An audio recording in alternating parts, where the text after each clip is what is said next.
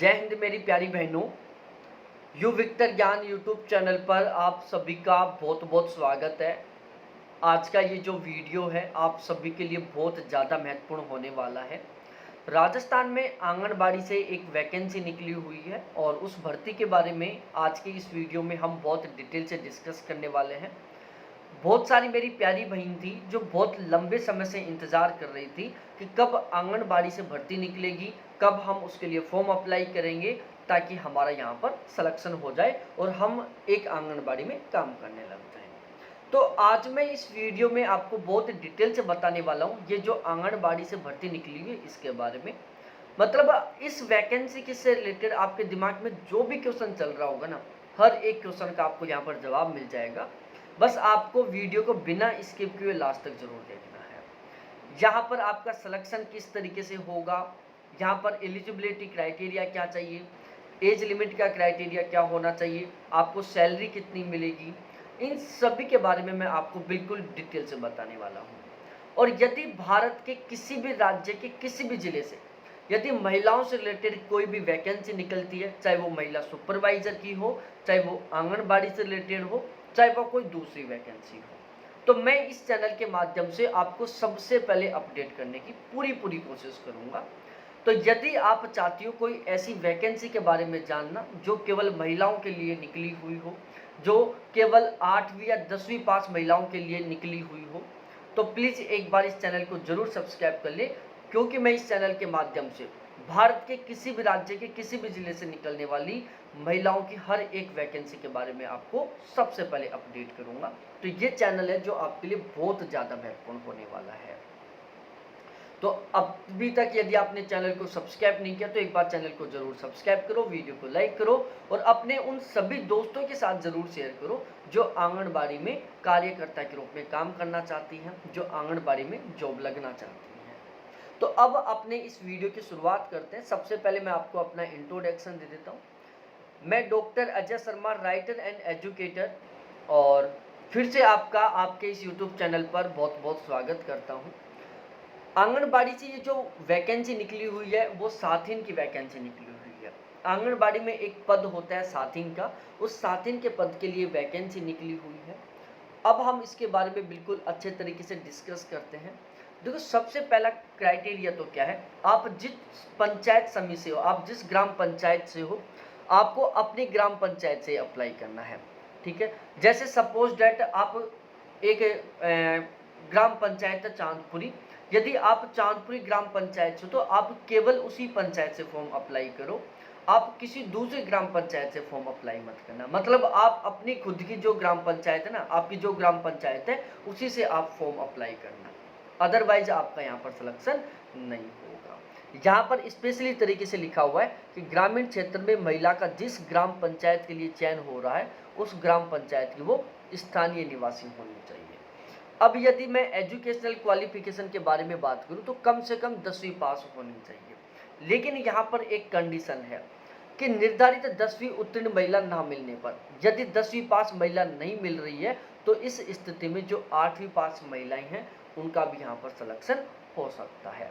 तो मिनिमम तो ये है कि भाई कम से कम 10वीं पास महिला होनी चाहिए, और यदि कोई 10वीं पास महिला नहीं मिलती तो इस स्थिति में जो 8वीं पास महिला है वो भी यहाँ पर योग्य है फॉर्म अप्लाई करने के लिए। अब हम थोड़ा आगे डिस्कस करते हैं एज लिमिट के बारे में। यदि आप जनरल कैटेगरी से हो तो आपकी जो एज है वो कम से कम 21 साल होनी चाहिए और ज़्यादा से ज़्यादा 40 साल होनी चाहिए।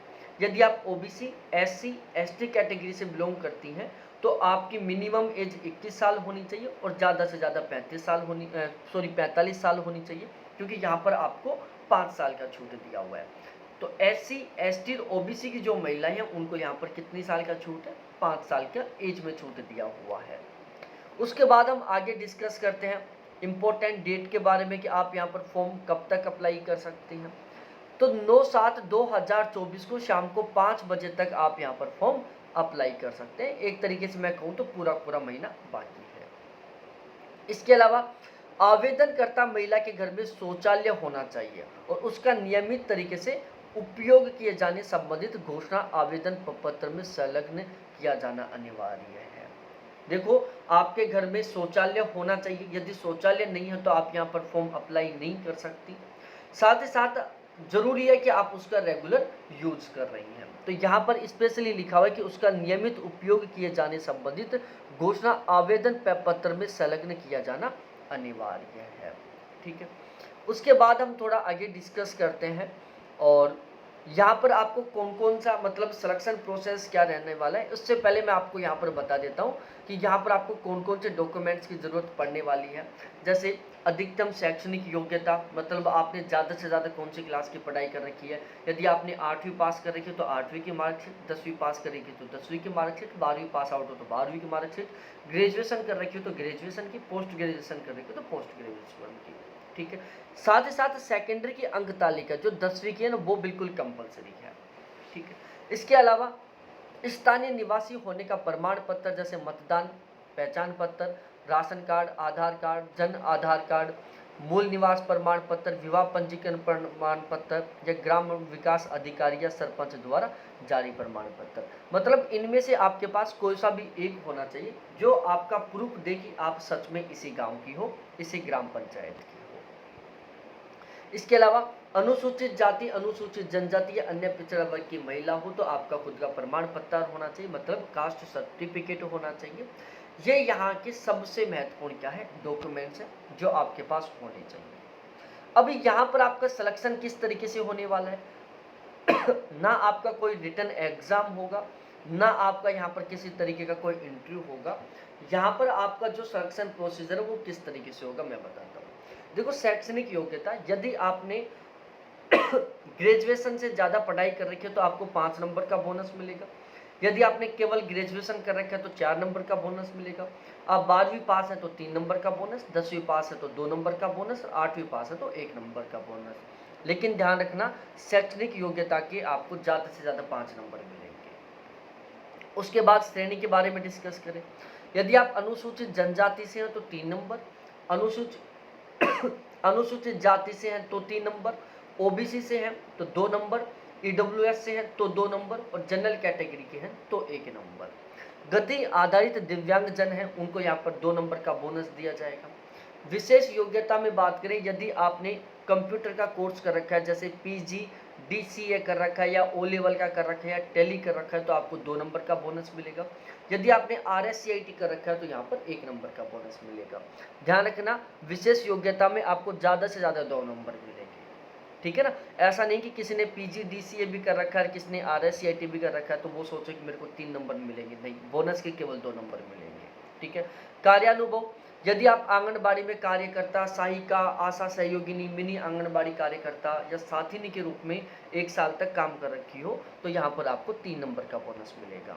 ठीक है, इसके अलावा एनएफएसए, अनुत्तोदय, बीपीएल, भारतीय सरकार के सामाजिक आर्थिक संरक्षण के पात्र, तो उनको यहाँ पर 2 नंबर का बोनस मिलने वाला है।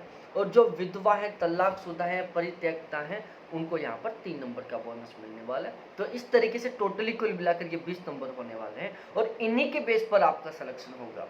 जिनके यहाँ पर ज़्यादा नंबर जुड़ेंगे ना, उनका सिलेक्शन होगा यहाँ पर। ठीक है, तो ना तो आपका इंटरव्यू होगा किसी तरीके से, ना आपका कोई यहाँ पर रिटन एग्जाम होगा। हाँ, यदि कोई 2 महिलाएं ऐसी होती है जिनके बराबर नंबर होते हैं ना, तो उस स्थिति में आपका इंटरव्यू हो सकता है। वो डिपेंड करेगा वहाँ के जो अधिकारी हैं उनके ऊपर, जो डॉक्यूमेंट्स चेक कर रहे हैं उनके ऊपर। अब हम यहाँ पर सैलरी के बारे में डिस्कस करते हैं। देखो, आपको स्टार्टिंग में 3,850 रुपये महीने के मिलेंगे और आपको आपकी जो ग्राम पंचायत की जो आंगनबाड़ी है उसी में काम करने का मौका मिलेगा। आपके जो नियरेस्ट, आपके जो निकटवर्ती आंगनबाड़ी है उसमें आपकी पोस्टिंग रहने वाली है। तो बिल्कुल घर की घर पर जॉब रहेगी, 2-3 घंटे की जॉब रहती है और 3850 रुपये आपको शुरू में महीने के मिलेंगे। बाद में धीरे धीरे ये बढ़ते जाएंगे और जब आप रिटायरमेंट लेकर आओगी तो लगभग तब 40-45 हज़ार रुपये मंथली सैलरी के साथ आप रिटायरमेंट लेकर आओगे। तो ये सारी सब कुछ जानकारी थी। अब भी कोई डाउट हो, कोई कन्फ्यूजन हो तो आप ज़रूर डिस्कस करना। बाकी बहुत बहुत धन्यवाद आप सभी को देखने के लिए। Thanks, bye. फिर मिलते हैं अगले वीडियो के साथ।